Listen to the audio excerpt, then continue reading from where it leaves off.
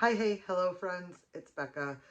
We're in a bit of a different spot than usual, but that doesn't change the fact that we're here to go over my best books of the year. These are the books that I read in 2023 that became my Roman Empire. So we'll go ahead, we'll get started, and then check back in for my worst books of the year. So as I go through this stack, these are in no particular order. They're just books that I have recommended to several people, whether it be online or in my personal life. So we will start with Flock by Kate Stewart. In actuality, it's the whole Ravenhood series. So this book was pretty popular on TikTok for quite a while. I picked it up purely to check out the hype, and it lived up to it. This is a almost like it's a Robin Hood retelling, kind of. Um, Romance heavy. Um, yeah, I don't want to talk too much about it because it is a plot heavy romance, so there's a lot to go over with that one. Next, we have The Nanny by Lana Ferguson. This one was really great. It was funny. I found myself laughing out loud to quite a few of the lines or the situations that came up in this one. I was pitching this to a friend and I told them it's called The Nanny. And they're like, I don't know if I want to read about Fran Drescher, like as a joke. I was like, no, it's nothing like that. So I started describing the plot, and it is very much that. It is a retelling, a modern retelling of The Nanny. Um, there is a down on her luck girl. She has lost her job. She's having a really hard time finding work. Um, she comes across an ad um, on Craigslist, if I'm not mistaken, for someone looking for a babysitter. She meets our main male character who has a daughter. He has a single father. Um, they go about a live-in nanny situation. Chaos ensues. There's also a small little twist in here to go along with it. So it's really good. I suggest picking it up. Next, we have The Deal by Elle Kennedy. Honestly, we have the whole off-campus series. We have the whole Briar U series. We have just about any sports romance written by Elle Kennedy. She is a queen. Anything that Elle Kennedy writes, I will devour. This is essentially a series of standalones. They're all intertwined with side characters from previous books having their own book. The first one is the story of Hannah and Garrett. In my opinion, it is one of the best, if not the second best, because I really love Dean's story. So yeah, the off-campus and the Briar U series by Elle Kennedy. Then we have Say You Swear by Megan Brandy. This book, once again, very popular on TikTok. I picked it up simply to see what everyone was talking about. I actually swore it off for the longest time because I would come across clips of people just sobbing while they were reading this. And then, to be completely honest, when it comes to like romances, which is how this is marketed, I do not want to cry. I don't want to cry during my romance. I picked this up to read during another video that I was filming, which has since been scrapped, but maybe picked back up. But I read this in like a sports romance vlog. She's pretty thick. It's a big girl. But I read it and I did cry. I didn't sob, but I did cry. And there is nothing on this earth that can convince me Noah deserved any of this. So next we have Twisted Love by Anna Huang. Um, I have the rest of the series to read, but I did read this one. I flew through this. I read this in I think like a day and a half. It was great. It was like billionaire romance slash crime family romance. I don't know. It was great. It was Grumpy Sunshine, is why I picked it up to begin with, and it was pretty good. It's also like brother's best friend, so there's a lot of tropes in this one, and they all hit. It was good. This one, I thought for certain when I picked this book up, I thought I was gonna hate it. I thought it was going to be cheesy. I thought I was going to want nothing to do with it. That is The Bromance Book Club by Lyssa K. Adams. This was amazing. I have read every single book that has come out since. I thought that I was going to not enjoy it as much as other romances simply because our main characters are from an older demographic. I believe they're in their like late 30s to early 40s. They are all professional athletes that are trying to connect with their wives or significant others. Um, and they have no idea how to because they're just completely oblivious to what a man should do for their woman, I guess. They start a romance book club where they read like Fabio novels and use them as like textbooks on how to woo their women.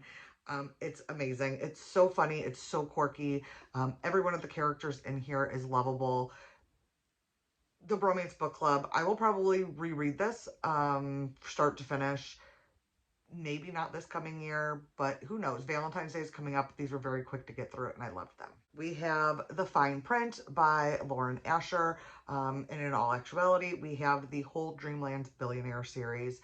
This one was probably my favorite, and I would only go out on a limb to assume it's because it was Grumpy Sunshine. All of them are kind of Grumpy Sunshine, but this is the only one that was set as like Grumpy Sunshine, she wins him over. The other ones, our main male characters are obviously very grumpy. Our girls are very sunshine, but there's other elements at play. One of them, I think the second one was like marriage of convenience, fake dating. The third one was like friends to lovers to enemies to lovers. This was strictly Grumpy Sunshine, and I loved it. I think about this series regularly. Falling off the romance kick that I obviously went on in 2023, we have Death Note, Another Note, the Los Angeles BB Murders. This is a short little novella that goes strictly over a file, like a case that was briefly talked about during the volumized mangas. It's referenced to, and everyone in the world knows, like everyone in the Death Note world knows what these murders were, but we don't. So we were given insight. This is written as a traditional like book novella. It was great. I love Death Note. There's nothing that can sway me against it. I was fully set on thinking I knew what was going on. And by the end of it, it had blown my mind. So it was great. This was a mystery that I was not expecting, and it was very much a mystery. And I really enjoyed this. And then we have Hellbent by Leigh Bardugo. This is the second book in the Ninth House or Alex Stern, I think, Alex Stern series. I reread Ninth House because I was like in my spooky era and really, really wanted to read some dark academia, just ominous vibes. This one also came out this year. So I picked this up in a hurry. I read it. I loved it. It was great. I think I liked this one a little more than I liked Ninth House. Ninth House just took a while to get into. It took a while for the story to develop. This one, obviously, we're picking up exactly where we left off, like literally from sentence to sentence from the end of Ninth House to this one. And it was really good. It was a full-on adventure all the way through. There was more mystery. There's more mayhem. I enjoyed this a lot. This next one I do not have physically, not by choice. I am looking for it. I just would really love it in a hardback. But right after reading Hellbent, I read Don't Fear the Reaper by Stephen Graham Jones. The first one is called My Heart is a Chainsaw. The second one is Don't Fear the Reaper. There is another one coming out in 2024, which will be on my most anticipated 2024 releases. You'll see that in another video. It follows a girl named Jade, who is a horror movie buff. Like almost to the point where it is like an odd compulsion. She, for whatever reason, believes that there is a slasher of like the Friday the 13th variety in her small town. That leads her to also believe the new girl in town is set to be the final girl. And it is her job and her job alone to prepare this girl for final girlism. It is unnerving. It is topical. And I really, really loved these books. Jade grew from My Heart is a Chainsaw to Don't Fear the Reaper. Her personality, like who she is, grew. Um, and I cannot wait to see what goes down in the third book. Once again, I do not have this book physically, but I do have the second book in the series up here. This is Wildfire. The first one that I actually read in 2023 was Icebreaker. Really enjoyed it. It was cute. It was fun. It's a cartoon cover. If you know, you know. I can't wait to get into this one, but Icebreaker itself is a college romance, and it's a sports romance in the sense that we have our main male character is a hockey player, our main character is a figure skater. Their worlds collide when the hockey team's ice rink breaks and they have to share the ice. It's an enemies to lovers type deal, or like hate to love. Did enjoy. It was great. And then the last one that I have that I do not have the cover for is A Witch's Guide to Fake Dating a Demon. It is exactly what it is. Our main character is a witch who cannot get a handle on her magic. She is kind of looked at as a failure by her family because she was prophesized to be the strongest witch ever.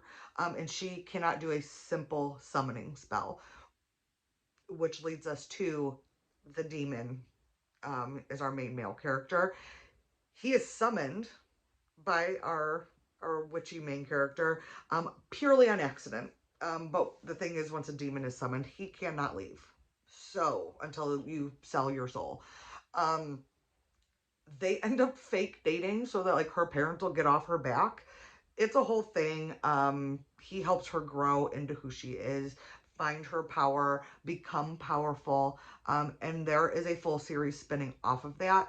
I believe it's A Demon's Guide to Wooing a Witch, and that one was on my most anticipated. So we shall see. But at this point, those are my favorite books of 2023. Can't wait to meet up with you guys again next year for my favorite books of 2024. Please be sure to like and subscribe.